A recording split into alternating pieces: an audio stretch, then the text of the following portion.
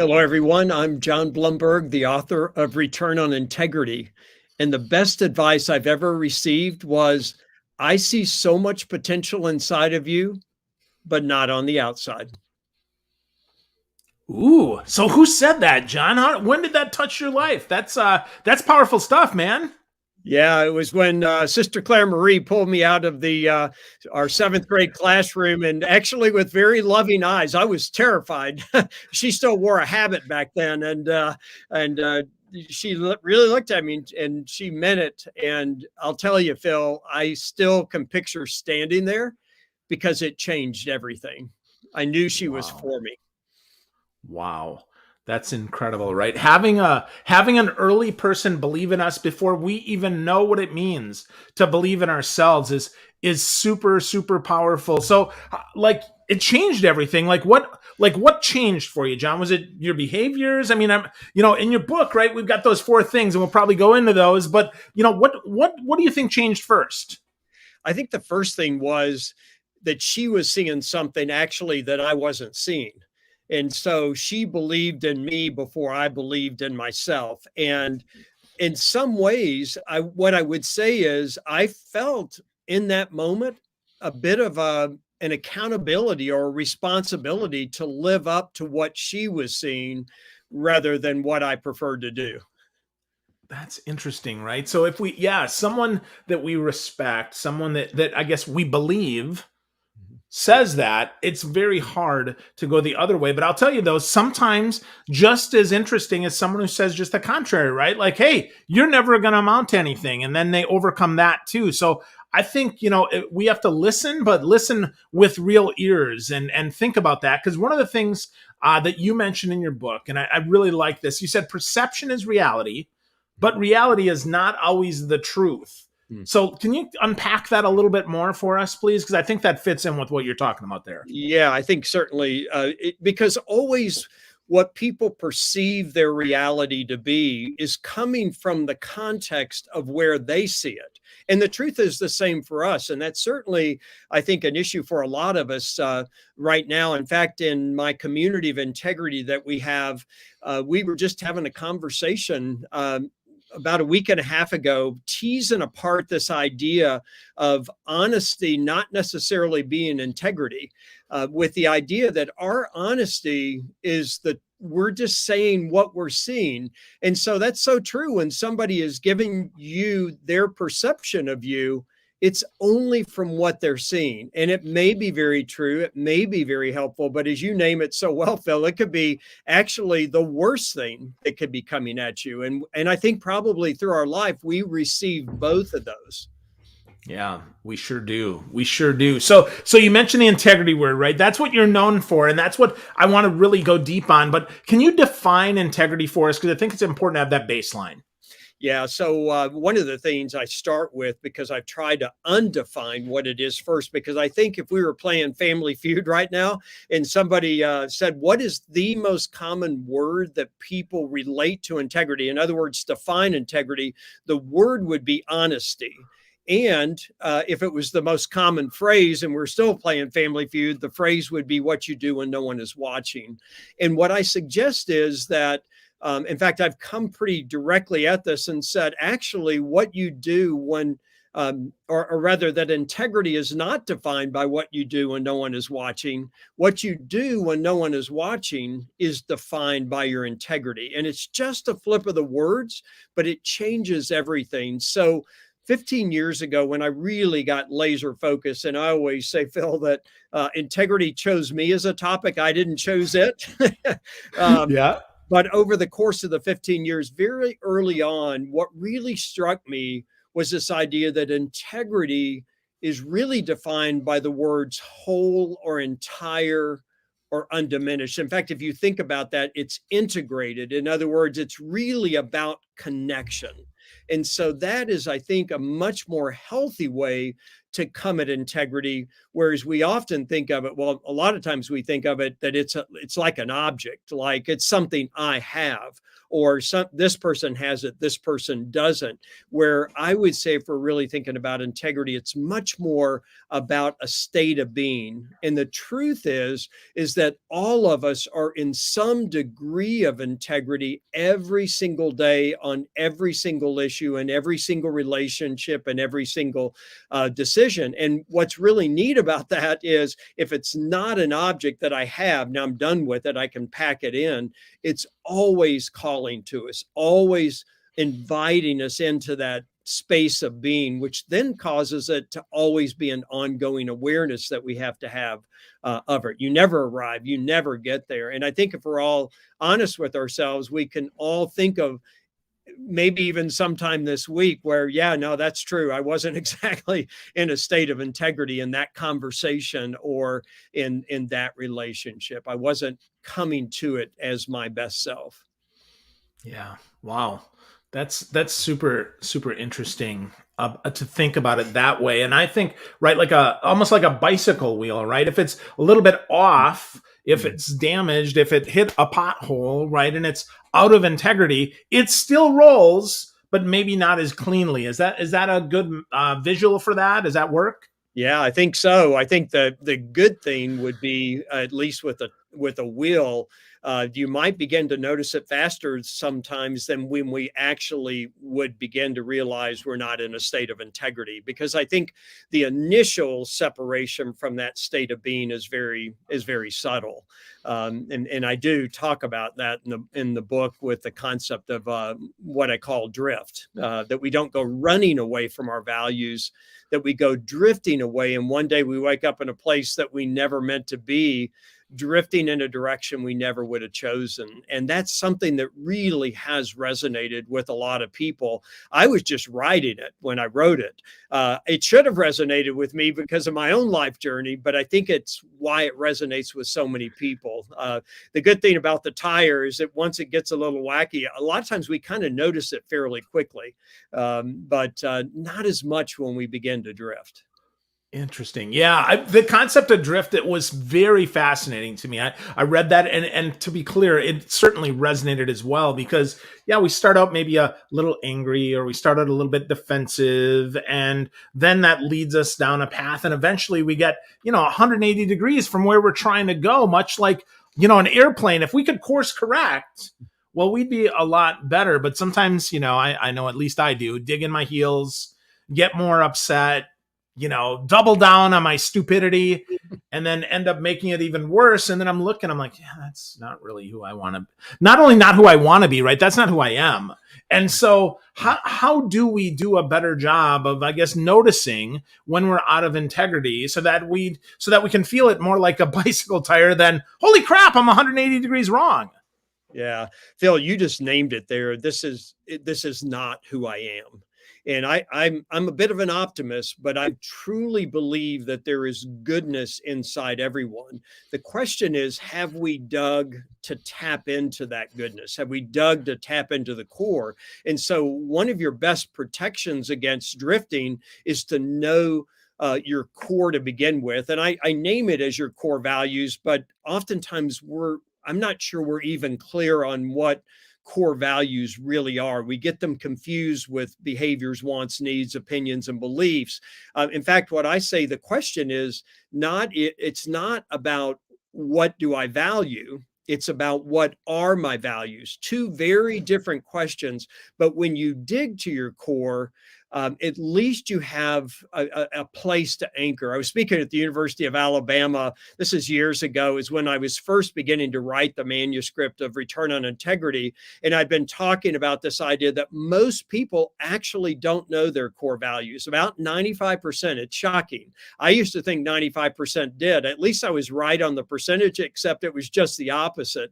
But this woman came up to me at the end of a keynote, and we had been talking about this drifting. And what she said was gold, Phil. She simply said, it really dawns on me, how would you know that you ever left if you didn't know where you were to begin with? And it sounds so simple, but that's exactly what you're talking about there. Is it's really not who I am. And if I don't connect to that and anchor to it on a regular basis, we don't know that we've left. And eventually what we find is we don't even see the shore anymore. So we've lost all relative perception of how far we really are drifting, because once you don't see the shore, you never have, any perspective anymore of what the drift is. And oftentimes when you're drifting out that far, nobody around you does either. And that Yeah. can be a real challenge for us. Yeah, for sure. Well, I think, I think when we end up lying to ourselves the most is when we, disavow, if you will, our value, right? Our values, and we say, no, I actually do value that. And then reality, I think that's when the doubling down comes in, right? When we, I guess, amplify those crappy decisions, those things that got us a little bit off course, and no, it really is over there. And then we really become out of integrity. Have you seen that too, John? Yeah, that's exactly right. And think about this for a minute. And one of the things I talk about in the book is the dilemma. And the dilemma is what makes this so hard. And actually, when I was writing the book, I actually thought that the dilemma is the problem. In fact, in the leader version of the book, I really felt as I was writing it that if we could solve the dilemma, then integrity would be so much easier. One of the challenges when you write a book is you don't get it back, right? So you just write another one, so and correct yourself. But what I would say is that the dilemma is a problem, the pressure that comes to bear, but it's also a gift. It's also the teachable moment. In fact, without the pressures, I don't think we'd ever really would understand dilemma. So in a world where we're striving and where we're really trying to do good things, and in fact, one of the most dangerous elements of the dilemma is when something really good has unintended consequences. And I think with what you're naming there is a lot of times we start to drift because we're trying to achieve something and we get so focused on that. That's true in corporations where there's so many metrics and measurements, and people begin to do anything to be able to be successful with what sometimes is actually unreasonable metrics and measurements. And so, but oftentimes it's the good things that can create the biggest dilemma. I mean, think about passion. Who would ever argue that passion is a bad thing until it starts to overheat? And when it does, what I always say is the core values are the thing that shuts down the thermostat when the passion begins to overheat and we start to drift, really trying to do what we think is the right thing to do. And it's precisely the wrong thing to do. Wow. That's so tough, right? I mean, that is, I mean, I see why you call it the dilemma, right? Because that's so hard. I want good outcomes, but I don't want those bad consequences, right? If I achieve that, it's good. And you actually say, you quote a Fast Company article like, "When is enough enough?" And that's such a hard question, right? Because we're always striving, right? I want more productivity and more money and more closed deals and more. When is enough enough? Like how do we get at that, John? How do we get after that? Is that the heart of our integrity here? Yeah. So I'm going to go back to the idea that if we dig to what our core values are, and again, I really want to distinguish between what we value, because if we start with that question, we end up with a lot more needs and wants and behaviors and opinions and beliefs. What I'm talking about really are what are the values at your core. And when you're clear about that, oftentimes what they will do is release your grip on attachments, or it will release your grip on the need for more. And certainly in our culture, oftentimes, and I think that's why in that 1990 late 90s Fast Company article, when things were blowing and going, this was right on the arc of the beginning of the dot-com era. And I think in the society where more is always better, it becomes an addiction. And if you don't really anchor into something that gives you clarity, of course, more leads to more leads to more. And I think we can all think of examples where that has been the case for us, where really, when we're grounded in our core, we really do begin to see those examples where less is more. And we get very clear about protecting ourselves from it's not bad to have more, but it's a question of what is the more, and then really defining when is enough to protect us from where we've crossed the line now of just becoming addicted to that. And we can become addicted to, anything. And the worst things to become addicted to are the good things, because everything has a shadow side. Yeah. Wow. Wow. That's interesting. You say that, right? And then you talk about silence in the book, and we'll get there. But I just want to share this. So I printed this out today, right there. Your handout here at the Big Dig, which I think is great, right? Diving in all the core values here, because I think sometimes folks, they honestly, John, I'm guilty sometimes, right? I don't even know what that value is anymore. So let's just hit a couple, just give a few words maybe so people understand in really concrete terms, like what is a core value that you're talking about here? Yeah, so I say it's a state of being, and what I would say there in that list, by the way, Phil, is curated when I give people a blank sheet of paper. I really went out and tried to figure out a sophisticated tool to determine if somebody knew their core values, and only came full circle back to a blank sheet of paper. There's nothing more telling than that, right? And so over a course of 2 years in audiences of professionals, I asked them that question. Now, on that list, because this is what we first come to, most often people are going to name behaviors, wants, and needs, and not core values. But let me give an example. I tend to hesitate because here's what people want is they want a list of the 30 most profound core values I've ever heard of from people. And let me pick my favorite 5. Well, of course, we want to make this comfortable, not transformational, right? But if we were to name an example, and I like this one because I think it really has 2 good words. And I see on a lot of people's list the word listening, that listening is a core value. It's not. Listening is a behavior. I may value listening, or I may value when others listen, but listening is a behavior. It's an action. It happens in a given moment. A core value is it's a state of being. It's trajectory that when you do it on a regular basis, it literally transforms who you are. So let's take listening as the behavior. What I would suggest a core value would be is respect. And so what I mean by that, I remember back in my years at Arthur Andersen, when I was there, I went through a course called effective listening. It was an 8-hour course, and I couldn't imagine what they were going to talk about for 8 hours, but I was terrified not to listen because I thought the instructor was going to say, okay, what did I just say? Right. And I would have no idea. So I listened so hard during that course, and I was exhausted, which told me I'm a pitiful listener because I've never been that exhausted after a course. Right. But here's the deal. In that course, which is taught by a lot of salespeople as well, they were teaching you how to listen. And they talked about all kinds of things like mirroring and pacing. And so if somebody goes in that course, they could think, oh my gosh, this is awesome. I can take this and manipulate people. Or that's the behavior, right? The behavior is listening. Or they can be grounded with a sense of respect and think, oh my goodness, look at all these tools I have that allow my respect to be expressed. And so the person that has a different core can take the same behavior and use them in completely different ways. Does that make sense at all?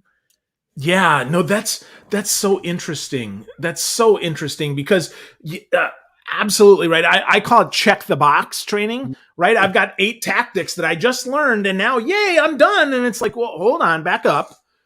What really matters, right? What's the most important thing? What's the core value behind that? And if the core value is service, well, you're going to be very different than if the core value is achievement, let's say, right? So that is where I see the biggest disconnect. The same tools, the same tactics, the same behaviors, as you call them, right? Because the want is different, which makes the need different, which makes the value different in a lot of cases. And that cascades up. And I find it interesting, though, that you always lead with core value instead of behavior. So why is that, John? Can't we just change the way that we behave? Yeah, so that's what we think. And what I would suggest is we have spent billions of dollars in this country in corporate America trying to change behavior. And I get it, because it's the quick fix. If we can just get people to behave, then it would all work. And so what we do is behavioral modification. If you want to put this in the spiritual world, I call it, we show up and there's sin management. If we can just get the veneer looking right. So what do people do? They show up at a very shallow veneer level, and that's what we work on, and we put all of our energy into that. Now let's be clear that our behaviors, our wants, and our needs are all important. They're all really important, but the question is, where does the motives and the flow begin? And what I see is, the reality is, it's going from behaviors to wants to needs to values. And I've never said that people didn't have core values. I just said 95% of the people don't know what they are. But if that flow is going the opposite direction, so we're really looking at behaviors, then what happens is everything gets defined by the behaviors, the wants, and the needs, and the core values get defined for us. And so I totally understand it, and I totally understand our investment in it. But what I would suggest is we need to reverse the flow. And then when we do, our values begin to define our needs and our wants and our core values. And, one of the really tricky areas, Phil, is the needs, because this is so gripping to us. This is where our opinions and beliefs fall, that we tend to repel people with them because they're so grounded and they feel so important and we value them so much. But if it's not flowing from the core into that, then it can become destructive. If it's flowing from the core into that, then they can become really helpful. So what I would suggest is behaviors are really, really important. That's how we see our core values manifest themselves. The question is it shallow only based on the behavior, or is it really grounded at the core, and those behaviors are simply an expression of the core? And that's the big difference. But you're right, we really do focus on behaviors, and I totally get it, because that's what people see, and our ego wants people to believe what they see. But it may not necessarily, as going back to your very first question, it may not be reality, and we may not see it either if we don't ground to the core. Yeah, that's interesting, right? I mean, to your point, now, like, it's really clear to me, if we don't define our core, we get defined by our behavior, right? Like, if because it just happens. I mean, if we just behave, we end up with wants, we get needs, and now it's more. And I don't think anybody would say my core value is greediness. But if all you're doing is striving, right, you're greedy. You're just, you're behaving that way, which defines your wants and your needs. And you might not see it, to your point, right? 95% of us don't, not because I think we want to, right? We want to believe we're acting in integrity, but I think we just don't see that. So how do we, how do we pay better attention, John? How do we make sure that, every day that we can say, okay, today or this hour or this minute, how do I know that I'm behaving in my integrity and in alignment? Yeah. So this is where the work comes, is that, again, it goes back to defining what these core values are. And this isn't a go to the mountaintop, come back down 3 days later, and now I've got my core. No, we would love that, right? What this is it's a wrestling match, and it's frustrating. And when you start to work on it, you wish you never had heard about it. It's just the way it is. I mean, people think this integrity thing is all purity and it's all morality. No, this is a frickin' wrestling match. And it takes honesty, ironically, to say, you know what, I don't have this figured out and I'm a mess. And you know what's beautiful about that is when you really have your own wrestling match, it takes a lot of self-grace. I mean, it really does. It really takes some grace upon yourself. What's beautiful about that is when you've done this yourself, you give a lot of other people a lot more grace. And the thing is that this takes time, and you need to work on it a little bit. That list that you have there, it's on my website for anybody to download, or you could put it in the show notes. It is, it's really designed, and there's 750 different words. I've never judged it. What that means is anybody that turned a word in, I never said, oh, I'm not going to put that on the list, right? So you may be surprised by some of the things on the list. That's not my job to judge it, nor did I prioritize it. You can see it's in alphabetical order. My hope was with about 750 ideas, nobody would go pick their favorite 3 or 4. By the way, there are a few values on there, but most of them are needs, wants, and behaviors. And so what I would say is it's literally designed to trigger your thinking, really to start the digging process. But you work on it a while and you think, I'm tired of thinking about it. Put it away, go back to life, work on it a while. And I'd say over about 30 days, you'll get to a version 1.0. And then just like if you're buying a new car, start to test drive the thing and see how it works. But it's probably about a year before you actually begin to come into, you know what, I think this actually these are really starting to resonate with me. So it takes a lot of patience and persistence to get there, but the fruit of the labor is amazing once you get there, because you keep going back to it. Then every single day you go back to it and you have something to anchor to. Wow. You just gave me a year's worth of work, John. That's not how this is supposed to work, man. I'm looking for one easy check, right? Let's do this. I know. This is why I say integrity chose me, not vice versa. Yeah, absolutely. Absolutely. That's so funny. Yeah. Well, one of my favorite quotes that you say, and I think we'll take us out with this and expand on this and offer some, I guess one last bit of smartness here is, rather than look to the past or the future, it's far more helpful to stay in the present and dig for the truth. You say that in the book, and I have to tell you, when I read that first, of course, it was like, oh man, like I know, I mean, like I know that's true. I know that's true, but it's so stinking hard. So take us out with, maybe how we can get started on this really hard journey. I mean, folks, I'm telling you right now, the book is amazing. It rocked my socks off. Like I read the books that I have my guests on, and this one I was like, okay, like every challenge, I'm like, oh, yeah, that one like hit me. Like, oh my gosh, like a lot of your chapters, I have a lot circled, and like I got to refer back to that one. I got to go deeper. So take us out with how we can at least get started on this journey, please, John. Yeah, Phil, one thing I'd say is it isn't about the past and it isn't about the future. The past is, they're good data points. The future is aspirational.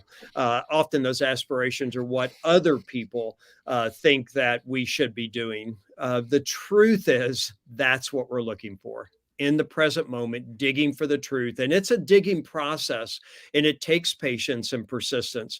What I would suggest is it also takes silence. And we are terrified of silence for the most part. I believe that's why you're beginning to see so many people do guided meditations and sit in silence. This is not a new thing. This is a very historic thing. But when we do, we begin to go deeper and deeper into our core. And what we find is amazing. I say it's like taking a dig into 100-foot water well. And what I would suggest is the water is there whether you dig it or not. But if you're willing to do the work, when you get to the water, it will do amazing things for you. And it certainly will help you live with this beautiful thing called integrity. Wow. Silence. It's a beautiful thing. It's a hard thing for sure.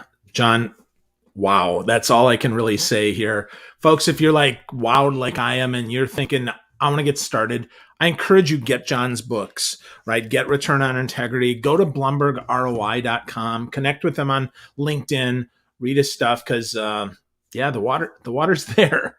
If you let it transform you, it will. And if you don't, it's going to be a really tough time. So John, wow, man. Thanks so much for sharing so much about integrity with me and everybody listening. This is super helpful for me. And I know everyone listening will say, wow, this is great stuff. So thank you. Great to be with you, Phil.